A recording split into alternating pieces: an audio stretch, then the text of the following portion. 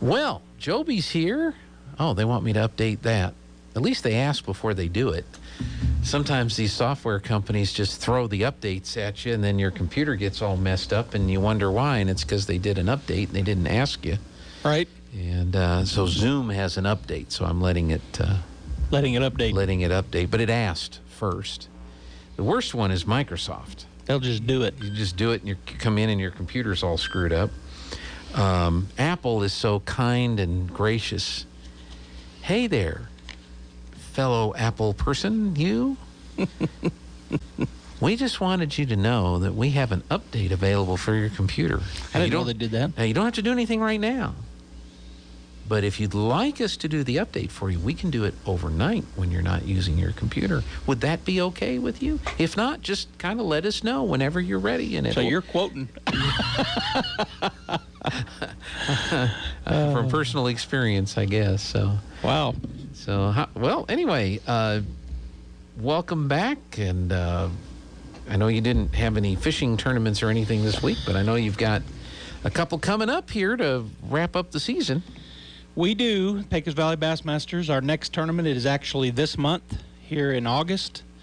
And August, it seems odd to me that we're already in August, but yep. August 21st and 22nd. So the third weekend here in August, we're going to be at Hubbard Creek, and that is one of the Texas lakes that we've been fishing for the last 2 or 3 years and really like the lake, and it usually does very well. And my dad and I were talking about it, I think Saturday they came out, and we were talking about our upcoming tournaments, and I told him, I said, I remember the very first time we were there, I was fishing with Jeremy Fuentes, and that evening we were filling up with gas or something, and there was a local guy in there, and he said, he saw our boat behind the pickup, and he said, you guys have a tournament? So we started talking to him, and he said, boy, you want to make sure you come in August. That's when this lake does its best. So I think this will be our first time to be there in August. We'll see if that is accurate or not. It's always been a good lake for us over the last 4 or 5, 6, however many tournaments we've had there. And then in our September, we're planning to go back to Texas. Right now, it's scheduled for Stamford Lake, and that may be where we end up going. But I always say that because sometimes we make a change. Mm-hmm. But right now, scheduled for Stamford Lake. And then in October, we have our championship tentatively scheduled for October 16th and 17th, and it will be at one of the Texas lakes, I'm sure, and that'll be again in October, which, October is kind of the beginning of winter, but starts cooling off pretty good. But we've had our championship the last 3 or 4 years in October, and it always seems like it's done well for us. So not sure where we'll go yet. We'll decide that as a club. But this month, August 21st, 22nd, Hubbard Creek, and then one more tournament after this month in September. So I always say this every week, Gene, if you want to fish with us, we'd love to have you. If you're not already a member of the Pecos Valley Bassmasters, obviously it's not too late to join. You can still do that by going to our website, pvbm.club, and clicking on the Join tab. And then there's a PDF there, and I believe it's fillable. You can click on that and fill it out, or you can print it and fill it out, and then email it to us or take a picture and send it to me, or however you want to get it, or just let me know and I'll come and get it or something. But anyway, you're still not too late to join. We always allow a guest to fish one tournament without joining, and I haven't talked about that in a while, but we had last week when we were Lee Johnson and Jerry, my dad, were on here with us. Mm-hmm. We talked about the fact that we have one of our guests actually win the non-boater side in the last tournament. I don't know if I said that, though, and that's why I was going to bring it up. I don't remember you saying that, yeah. Willie Salee went fishing with my dad. He has been a member of our club in the past. He hasn't been a member in the last couple of years.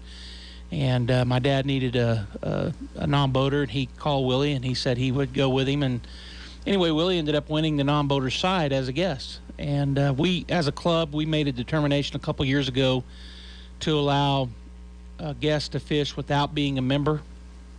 They just have to fish in a boat that has a member in it. So they can fish one time without having to join. And so we're continuing that, of course. And so if you're interested in trying this out, get on Facebook and message us, or you can go to our website and email us, or you can If you're not sure you want to join, but you're interested in maybe fishing, do that and reach out, and I will definitely follow up with you and give you the information you'll need to do that. Now, there's some out there that have boats, and they may say, well, I want to fish. I have my own boat. If that's the case, we'll just need to find them a non-boater that's a member of the club if they're not ready to join the club yet. Or if they don't have a boat, it seems like we always have boaters that need a non-boater, and that very well could be the case for this upcoming tournament. I may need a non-boater, and my dad may need a non-boater, and then there's other guys too. So if you're listening this morning or watching here on Facebook, reach out to me. So a non-boater, you fish, but you don't have to have your own boat. Right. You're paired up with another member who has a boat, right. And so you spend the day or the hours, however much time you're out on the lake with your boater. With your boater. Yeah. And so that's a way for somebody to get involved that they're not ready yet to go out and make the investment on the boat part of it. Yeah, and that's quite an investment. It's like buying a car, really. It depends on what you get, but some guys, it's like buying a house. They buy so much of a boat and so good of equipment, but yeah, that's exactly right. You could try us out. You can go fishing with us. I feel confident that we will have a couple of boaters that need a non-boater. So if you're out there and you're saying, hey, I might want to try that, our tournament is August 21st and 22nd, so that's 3 weeks. You've got some time to plan for it, and then get a hold of me either through our Facebook page or our website, where our email address is there, and I think my phone number's on there too. So you've got several ways you can get a hold of me directly, and then I'll get you set up with somebody to fish with, and we'd love to have you. Yeah, you've got contact us up on the page here. I don't know if you can see that. So you've got your contact form. We do, and then also subscribe. Yep. So you get your newsletter. Yeah, which I haven't been doing one lately, but yeah, if we do, you would get it. And then join the club. There's read more. What do we read when we read more? Oh, it's just a little bit more information. What there right there's right above, and the About Us. You can scroll down and you'll see the About Us stuff, and it's just more writing about the club, and you can see I haven't updated it. I always forget to go in and update those spots on our website, but that was in 2019, and since we didn't have nothing, well, we ended up fishing last year, but it was a pretty weird year, as everybody on earth knows. Right. And I didn't update anything on the website, and then I didn't update anything this year as well, and our season's almost over, but so the basic information is there. Maybe go to the Facebook page. Maybe that's... Well, the basic information is there. What you need is there on our website or at our Facebook. Really, our Facebook page, you're just going to message me more than anything else if you're interested in fishing with us in one of these last couple of tournaments, or if you're interested in joining our club. But on the website, there's actually some ways to contact me directly. Okay. So check that out as well. Well, a couple left to go, and when's the best time if somebody decides they want to take the big step and get the boat or something like that? Is there a good time of the year to look for, like they want to buy a pre-owned boat? Or I would think that like probably after you go to Kansas and fish in the snow. Yeah, you guys are saying the fishing is dumb. One of our members, Mike Hill, and I've talked about Mike before. He's a member of Pecos Valley Bassmasters, and he's also the vice president for New Mexico Bass Nation. He and I fished together a couple times this year, and he and I both decided that, and he I think he coined the phrase, fishing is dumb. I wasn't, as you know from last week when I talked about the tournament that we had over at Fort Phantom Hill, I wasn't able to go, but obviously we had a tournament and had a great tournament. A lot of good fish were caught. Anyway, Mike, and I'm not picking on him, but so if he happens to be listening, I'm not picking on you, Mike, but on day one, he had a guest fish with him. I believe it's his girlfriend, and she fished, and she caught some fish as a non-boater, and he didn't catch any. And David and Lisa Rutherford were our tournament, stepped in for me and took care of the tournament director responsibilities. And so they had texted me all the stuff, pictures and the results, so that I could update everything on Facebook and put it into digitally instead of handwritten on our tournament weigh-in sheets and things like that. And then what I do is I'll text the pictures back out to members, their pictures Mm-hmm. and also the results, so that they've got them that evening. And it's like anything else, you want to go back. Oh, all right, where was I, and what do I got to do? And because they see them when they weigh in, but then everybody kind of disperses, goes back to the motel rooms or whatever. Anyway, so I sent that out, and I get a text back from Mike, and it just says, "Fishing is dumb."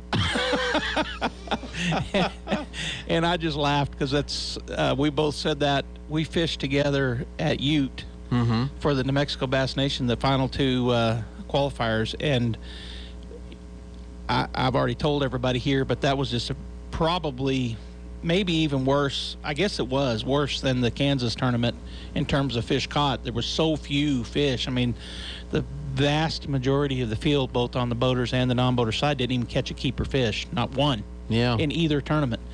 And so we both talked about that frequently that weekend, that fishing is it's dumb. Yeah, well, sometimes it is. But to go back to your original question, yes, you said when's a good time? I think probably at the end of seasons.